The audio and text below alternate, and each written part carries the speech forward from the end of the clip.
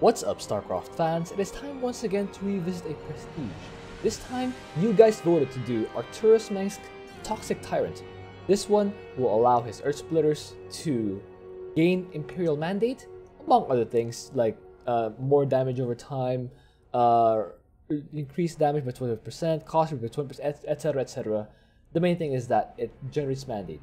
The downside is that I don't have nukes available, so I'll have to use my Earth Splitters perfectly so that I won't need the crutch of a panic button. My masteries here will be Labor and Trooper Imperial Support, so I can get more Mandate generation from the Earth Splitters. I'll use Terrible Damage because I'm not gonna get any Royal Guards. And finally, I will use Stark Imperial Mandate so I can get the fast bunker earlier. So my ally Neometal will be going or will be idling as Dahaka, and the map is Void Thrashing, where we have to defend Sergeant Hammer's fortress from the Void Thrashers. Thank you to Legendary Sinner, who is supporting me in the mobilization wave tier. Bean Veteran, Carrion Queen, Bean Veteran, Carrion Queen, and Darth Lixnix and Shadow Archon, who are supporting me in the Pulse Cannon tier. Thank you to all my supporters on Patreon. So this is a replay of my game with Neometal. I had to record it from replay because, not because it was too complicated, no, I was perfectly able to do it on my own. The thing is, my computer kept spontaneously shutting down. So I had to get the game done first and then record it. I don't have to repeat myself.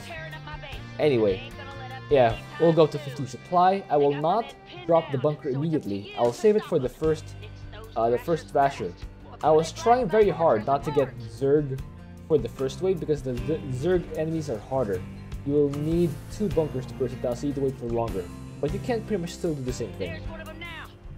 So, 15 bunker, and then once the bunker starts, or 15 depot, put 4 guys on the bunker, and then 3 guys on the gas, and then go to production.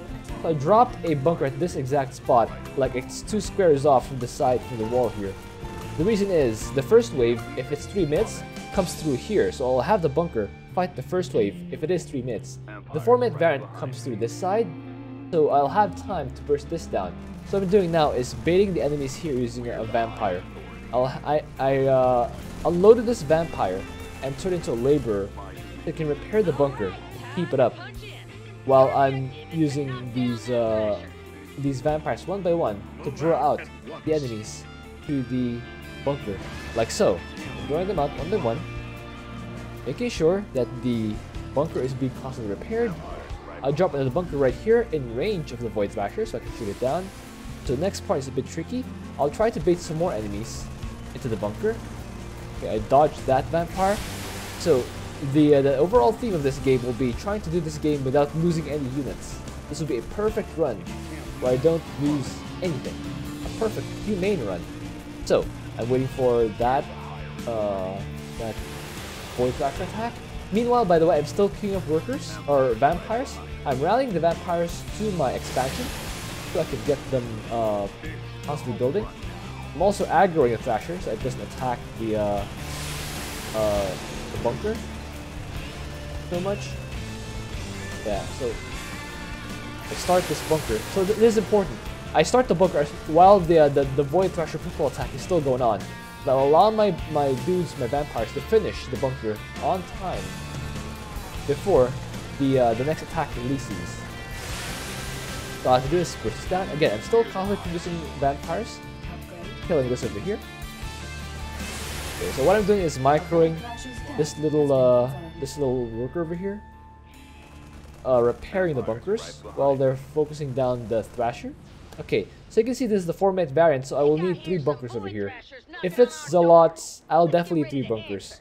And that's maybe 2 bunkers is fine, but I need a lot of repair. So I'd rather get 3 bunkers to be safe. So just spread their firepower, spread their damage up and all around. And by the way, I'm also now getting the Earth Splitter range upgrade. And they also have the what do you call it? The drop pod upgrade all ready to go. So I'm just yeah, fighting off that wave. Having the damage spreader cost 3 units is good because it will, or 3 bunkers is good because it will make it harder for the derps to focus down any one bunker. So now I turn these. Yeah, the rocks are down again, guys. You only need 2. You only need 2. You only need 2. Or rather, 1. You only need 1 gas on the expansion. So 3 gas in total. 2 on your main and 1 on your expansion. I burst down these, or rather, I focus down these last 2 buildings here as I start my last gas. Go. Yeah, for this strategy, as same as Rift's Quarrel, you only need 3 enlistment centers onto base and 3 gases. Just finishing off my my saturation. So this is the 4-minute variant, so the next wave will arrive at 8 minutes, giving us plenty of time to prepare. So the important thing for this run is that you memorize when the attack waves arrive, since I believe this is Protoss Air. So Protoss Air, and air units in general, will not get hit by Earth Splitters. So the way I will deal with it is to use my, well, there are 2 ways to deal with it. The first one is by hitting the Contaminated Strike right as the wave spawns, so that they will not be able to move and you'll hit them exactly where they spawn. The other one is you hitting them with Contaminated Strike while projecting the trajectory. Yeah, you have to estimate the trajectory and figure out where they will be by the time the projectiles land. I've calculated this. From the time you click the Contaminated Strike and the time they land, it takes 7 seconds. And the wave takes 4 seconds to actually spawn. So, long story short, the perfect time to hit the Contaminated Strike if you want it to hit on the target is exactly 4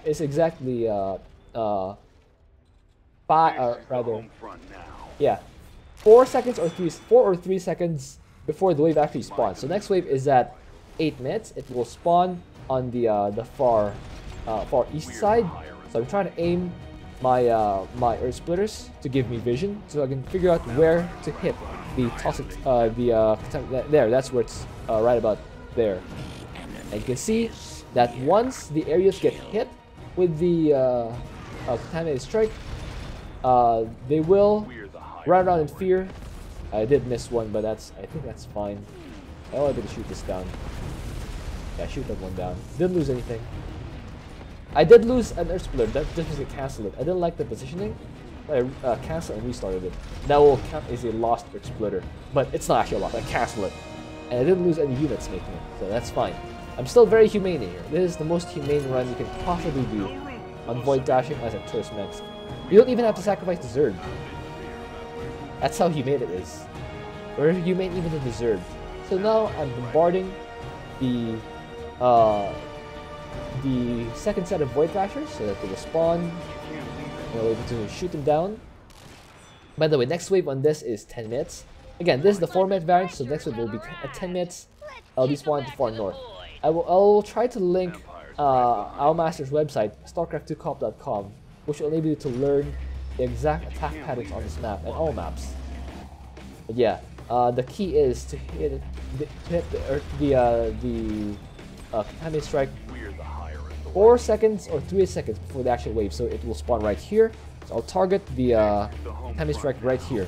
So as soon as it spawns, it will get hit by the Contaminated Strike, and it will, yeah, it will cast fear on all these phoenixes, and it will actually prevent them from going their initial attack path, which is good. Okay, now I start another Earth Splitter. I'm not sure if this is a bug, but they will stay in place once you hit them with the Contaminated Strike. This is why I'm banking up energy on the Earth Splitters. This is why I'm not spending it immediately on bunkers. By the way, another thing to note is I never made any barracks. You don't need a barracks for a strategy. I just built this one engineering base so I can get Earth Splitters, but I don't have any barracks, no factories, no starports. Just engineering bay and then straight to Earth Splitters, because you don't need any other units, just vampires. And you don't need blimps either. I didn't rush the blimps or the Imperial Witness because again, all the mana you need is generated from these Earth Splitters, so you don't actually need to use any blimps or any other units. Next wave, by the way, is at 14 minutes. So I'm now producing these. By the way, I'm clumping these up on the right side because this is the right side of the Thrashers. So I will need more Earth Splitter from this side. That's why I'm building over here. I'm stacking them up more on the right side. I just building more Earth Splitters at this point. Here come the Thrashers, so I will now target them using the Earth Splitters. Next wave will be at 60 minutes. It will spawn on the far east. This is the home front now. Yeah, I will show you the other method of targeting the attack wave. But you have to. It has to be more precise because you have to estimate the location of where the attack wave will be if you miss it the first time. So don't panic if you miss the exact timing. You can still target the attack wave where you think it will be at the time you. I'll show it. Right behind me. I'm just putting more Earth Splitters. It's pretty straightforward once you get the Earth Splitters up. The wave will not actually reach you unless there's heroes in hybrid. The hybrids do not get feared by the, or do not get inflicted with fear. Earth Splitters. That's why this works on maps where there are no hybrid or hero waves. Now I'm targeting the bonus. Oh wait, 14 minutes next year. Yeah, 14 minutes.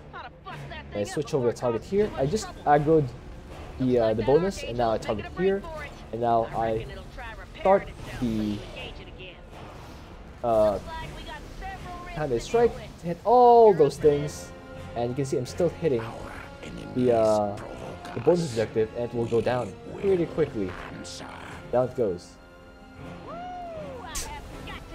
Yeah, I aggroed that bonus so that it will go back to that spot where I'm already hitting with the splitters. It's pretty good. It's pretty good play. Getting more splitters over here. I'm approaching max. I am producing vampires constantly. Yeah, just keep producing these Earth Splitters and continuously bombard the dudes in the last base. Yeah, what I'm doing is trying to make sure all areas I can hit are hit, so that the Void Thrashers spawn early. So I'm changing my target, hitting these hybrids over here. I'm making sure they're not a thing. So I'm not even gonna use the Zerg because that will result in death. I'm making a flawless run, a perfectly lossless run, kind of like Giant Grant games, except it's co-op, and I'm using a very much macro heavy commander. Right, looking for more targets. There we go. Got some. I got some dudes in here, and there we go. The hybrids are finally spawning. Okay, here's the next wave. So the attacker will arrive here. So what I do is look at the dot on the map and project where it will be around here. Yeah, around here-ish. So I target the Earth Splitter on there, or the Contaminated Strike. Again, it takes exactly 7 seconds, so I have to project where the attacker will be 7 seconds into the future. And that's when you use your Contaminated Strike. So now I just target the last 3 Void Thrashers, as I'm already maxed. Yeah, that's gonna be 40 Earth Splitters. Pretty good. It's pretty good. Or 40 Earth Splitters is pretty good. Yeah, I just spam all these shots on those Void Thrashers and finish off this map. There'll be no 20-minute wave. We're not gonna make that. We're not gonna let that happen. Just gonna destroy this last Void Thrasher and end the game. And now it goes. There it is. So, that is how you use Earth Splitters against air units. Just either figure out where they will be and use the Contaminated Strike right as they spawn to make them get fear and not go toward your base. The other method is by projecting where they will be 7 seconds into the future and targeting that spot. It's like hitting a pass in basketball. Like don't hit where you want your target to be. Hit where he or she will be when the ball gets there. So it's kind of like, yeah, targeting that. Hope you enjoyed that. Thank you for watching. If you have an idea of what else I can do, please leave that in the comments. So let's see if I can get the score screen up. Yeah, as you can see in the score screen, all kills were by me. My ally did make one unit. I think it was the Haka or something. I think it might have been the Haka.